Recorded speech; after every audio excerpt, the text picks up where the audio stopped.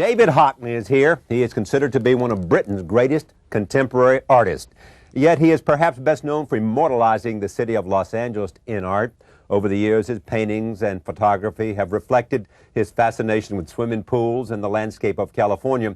Recently, he put down his paintbrush to concentrate on a new book. Secret Knowledge is Hockney's study of the use of optics in the works of the great masters. His theory that Western art has been dependent on optical devices for 400 years is at the center of a debate in the art world. I'm pleased to welcome David Hockney to this table for a conversation about this, and my hope that later on we'll go to Los Angeles and do a profile of him about all of his work. Welcome. Well, very good. Great to have you here. I already like you. You are going to come to New York, and Saturday morning you're going to have it out and explain exactly what your theory is, and you've brought all these art historians together, and it's go mano mano. Well, I didn't do it. Ren Weschler did that. And actually, it's not just my theory. Lots of other people would share it as well. I've just probably pushed it a little further back than people thought, that's all. But I think there's lots of people thought the same thing for a long time. And what are we talking about? We're talking about optical projections, which, after all, that's what television is. Yeah, exactly. And they were used by artists. Now, how were they made? Most people think cameras were invented in the 19th century, but they're very old, actually. In fact, it's perfectly natural. It's a natural thing. A pinhole in a room produces an image on the opposite wall. But people have thought that lenses developed by the 17th century, but we did discover, the main discovery I made was it was possible to make projections with a mirror, not just a lens. Yeah. Now, that was not known in the world of art. It was known in the world of science, but of course they're very far apart today. They weren't, of course, in the 15th century. But I found that out when we found it out and did it. I mean, meaning actually anybody can do it at home. Any shaving mirror or makeup mirror is a concave mirror. And so what would you do at home? If you take a very bright window and the room is reasonably dark and you hold the mirror up at the edge of the window, you will get a picture of what's across the street upside down on the wall in color, and it will move. Okay, now what are you saying? Let's take that image because they can get it now. Take that image, and what would artists do? How would they use that image? Well, first of all, they'd be rather thrilled. I mean, we were thrilled when we saw it, last year. So 600 years ago, they would be very, very thrilled. In fact, probably even frightened of it because it's magical. It seems magical. And you've got to remember, no cameras at that time. And in fact, you believe photography killed this. Well, remember, there were cameras. Photography is a chemical invention. I understand. Right. You see. They know there were cameras. I mean, the first photographs were made with cameras that were made for landscape artists. Yeah. Naturally, they weren't made for photographers. That's what they used. And but that's known only until, as I say, the date about it's the 17th century. Right. To take it back 200 years before that, you have to involve we know probably they weren't lenses, but there were mirrors. And there's certainly a mirror at the back of Mr. and Mrs. Arnolfini. Yeah. That's a convex mirror, but the back of a convex mirror is a concave mirror. It's just going the other way. And that would project an image of that chandelier onto the canvas. In fact, we did it. We had a chandelier made, a replica, and with a mirror just 4.5 inches in diameter, projected it the exact size it is in Van Eyck's painting. And then what did you do? Well, I then assumed, well, he would have known this. Yeah. And here was a technique to draw this very difficult chandelier with this equipment. We know that equipment existed in 1430. Why would you assume that great artists would use it? Because artists would use any tool available. Why wouldn't they? I mean, it seems to me odd to assume they wouldn't, actually. That's odd. Remember, nobody's ever seen a photograph. Nobody. You're seeing the three-dimensional world on a two-dimensional plane. And we're all fascinated by that. Isn't that the appeal of television? Isn't that the appeal of pictures? And this was a moving picture, remember? It's in colour and it's moving. And if you do it today, people are quite taken with it. I mean, when I was showing it to people in LA, we set up with a cabbage outside a window, and there it was spinning round. I mean, people were, they'd no idea it could be done, actually. And it's not written about. That is not written about. The concave mirror is not in text. Why? Well, I think artists would keep it secret. They would, actually. My original title for the book, of course, was Lost Knowledge, but the publishers thought Secret Knowledge would be better. Tells you like something inside and nobody knows. Yeah. But I think it was also lost. But listen what the subtitle is, Rediscovering the Lost Techniques of the Old Masters. Do you have any doubt that they use this technique? No, I don't know. You don't. You are 100% believer. To see them is to use them. I'm not suggesting, I don't know quite how, but once you've seen them, you know they use them because they look like paintings, actually. Suddenly you've got, tonalities made different. I mean, harmonies that are very beautiful. Some might say, okay, David, let's say you're right. So what? So what? The interesting thing is actually not because of art history in the past. The interesting thing is because of today, really. Because, in a sense, we're back to a hand in a camera. What I'm suggesting is the hand was in the camera for 400 years. Then chemicals were in the camera for 180. Yeah. But now there's digits in it. And that means... Digital cameras. You can move things about. Anybody can. Yeah. Meaning you're drawing. Isn't that drawing? Yeah. If you're moving something about, that's what you're doing. Well, in a way, that's now getting very, very big. Are we therefore losing a veracity that we believed before for 170 years?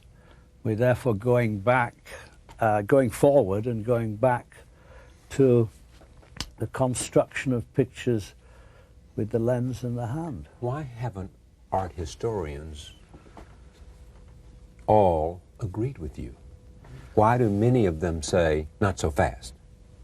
Well, that's all they're saying. They're not disagreeing. No, okay, that's right. That's what they're saying. You can't, actually, because the science is there. Yeah. I want to come to this because we got this great video. Talk me through it as we look at this. We're seeing what you're talking about. What is that? There's the projection of the baptistry. That's the mirror on a stand, you see. It's still got the handle on it. Yes. In fact, still got the price on the back, actually. But there is a clear projection of the baptistry from that mirror. Now, the laws of optics do not change. That a mirror would have done that in 1420. And look at the lines. I'm pointing out that because it's an octagonal building, you get the diagonal lines. All I'm suggesting is Brunelleschi must have known this, seen it. Then, of course, he goes home and works out the mathematical laws of perspective. But I think he had to see that first. And there's no reason he would tell anybody. He was a very secretive man. He didn't... But see, there you come. There's no reason he would tell anybody. There isn't, no. Why wouldn't he tell anybody? Why would he not tell anybody? He didn't. I mean, after all, he was building the dome in Florence. And it's known how secretive he was. He would not tell them how he was going to do it. You know, the famous story about the eggs. He suggests, how can you stand an egg up? 3 eggs. Yeah. And they don't do it. And then he just squashes it and it stands up. And he'd say, well, we could have done that. He said, yes, but you didn't, and I did it, and I will do the dome. But he did not tell them. He did not tell all the people who were paying for it exactly how he was going to do it, because there were competitors. He's in business as well. Something. So there are perfectly good reasons, it seems to me. And how can you deny, as I say, the science is there. Now, art historians would say he had a frame with little squares and he'd have to look. What's the difference between the mirror doing it and doing that? Really? Now, do art historians believe this detracts from artists? Sorry, do the art historians who are not yet... Nobody totally disagrees. I mean, what we're talking about... What's the point of dispute, then? Well, I'm not sure myself, actually. I've never been that sure. Probably the dates, as I say, the mirror was not known about. Yeah. So we've shown that, we demonstrated that. Now that does push, you then can push it further back. Now, 1 or 2, I don't know the experts of Van Eyck, I don't know them, but certainly some of the experts on Caravaggio certainly agreed with me straight away. Yes, they absolutely. Did. Yes, John Spike did. Yeah. How about Vermeer? Well, yes, and many people have said Vermeer. Lawrence Gowing's book of years ago just assumed he used a camera. Didn't go into how. Yeah, they have always assumed that. It doesn't matter how, actually. That's less important. The fact that this picture was seen. And remember, it's a moving picture in colour. How would you describe it before photography? Right. Let me see the other clip here. Take a look at this. This will show you. What am I seeing here? This is, again, this is a mirror projection of a friend of mine sitting outside in California. There he is. There's a hole, I have a hole in the wall. We had a mirror here, back here, projected it at the side there. I made a few marks. Now I'm drawing from life. Yeah. And this was because of the only known Van Eyck drawing, seemed to me to look a bit like an Arndt drawing, I thought. Really? Had this a certain optical look, what I call an optical look. And we demonstrated this here. I mean, my drawing is a bit crude. I did a better one. I got him dressed up as a cardinal, actually, more like Van Eyck. But nevertheless, you produce, of course, it doesn't do the drawing. I did the drawing. I made the marks. The artist makes the marks. But so any kind of help that an artist gets to make his marks in no way detracts from his talent. No. I mean... Whatever. I mean, for example, let's assume it was... Remember, this is an ephemeral thing. These projections, before photography, you could only see them for a short while, only when the sun is shining, when there's light there. How many people would see them? Very few people would see them. Photography, suddenly, this is on a piece of paper. So if an artist uses a ruler or something to make a straight line? I think, I mean, I'm pretty certain I'm right, actually, about it. Yes, I'm very certain. I don't think there's too much argument, actually. I think... So what are you guys going to talk about on Saturday? Well, remember, this is organised by Ren Weschler, who wrote the piece in the New Yorker. And certainly I know there's quite a few people who'll be there who have followed it and agree. Yeah. It's just, I I don't know the techniques used, but neither does anybody else. All right, let me take a look at some paintings here. Let's take a look at the first one and tell me what do we see here? Well, that was an Arng drawing. Right. Madame Louise Francois Garin. Now, I'm pointing out, look at the head, which is a tiny bit big, and her hands in relation to the head seem very high up. Yeah. You see that? I can see that. Meaning, the proportion is slightly odd, which I would have thought was caused by him using a camera lucida. I also think the lines, especially of the clothes, those were the lines that reminded me of Warhol. Really? Yes. When I Warhol acknowledged that he used. Pardon? Didn't Warhol acknowledge that he used certain kinds of devices? Didn't he? Yes. He would project a photograph. Right. But actually, even Andy did them. He did them on his own. No one was there when he made his drawings. Now, what does that say to you? Well, it says, tells you the same thing. I mean, people are a little bit secretive about tools like that. I mean... So that's why we call this secret knowledge. Yeah, I mean, they're secretive today about techniques like that. Why, though? I want to keep going. Doesn't that suggest a certain sense of, well, maybe I don't want them to know that I'm... Yes, it does. But I think that's deep in our nature, perhaps. I mean, that's human nature about something.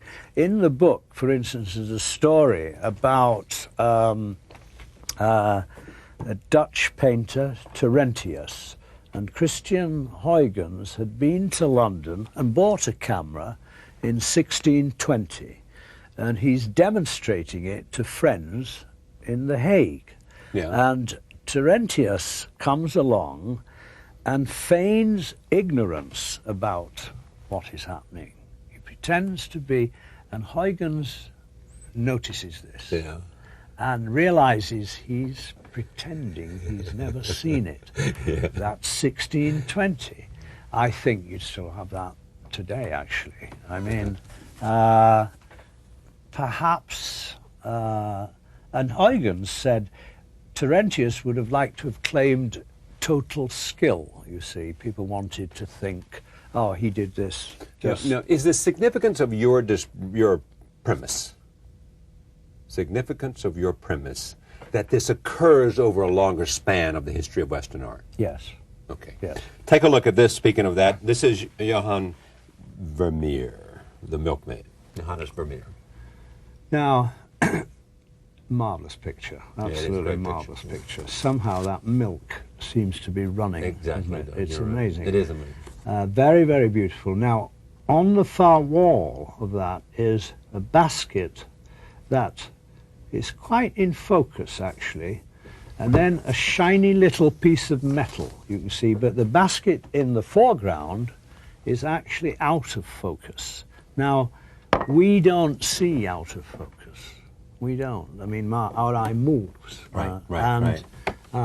I think there are quite a lot of clues that he had seen projections, and I suspect he had perhaps a better lens than Caravaggio. Yeah. His neighbour, I mean, all right, they'll say Vermeer, there's no lenses left. Caravaggio was his neighbour? No, his Vermeer's neighbour was Mr. Leeuwenhoek, who made telescopes and made lenses. Oh, yeah. Yes.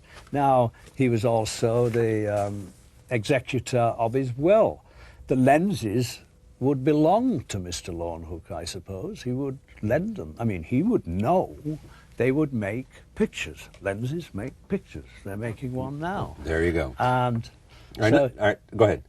He would tell, I mean, Vermeer would look at it, and I'm sure because of the beautiful colour, it tells me the lens was a bit bigger. That's all it would need to be to show colour, just a bit bigger.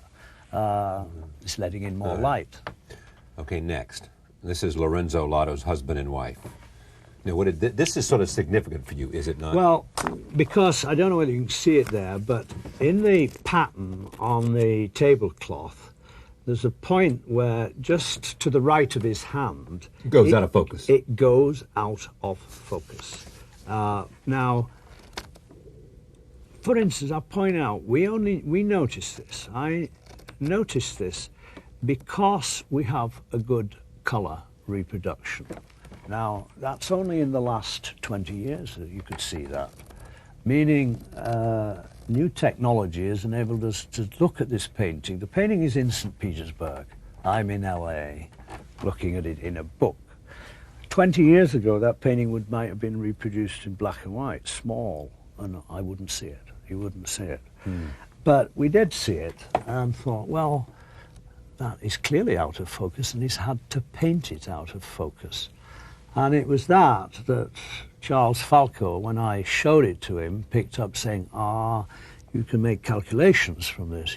Charles Falco's an optical scientist. He's an optical scientist who came to visit after Ren Weshler's piece in the New Yorker. Yeah, this is Lawrence Welshler, who wrote first in the New Yorker and then a larger piece. He was, first of all, rather amusing and interesting to meet a scientist. His connection with art was through motorbikes. Yeah. He was a motorbike. In fact, he had something, he curated the Guggenheim motorcycle exhibit. Art of the motorcycle. Right.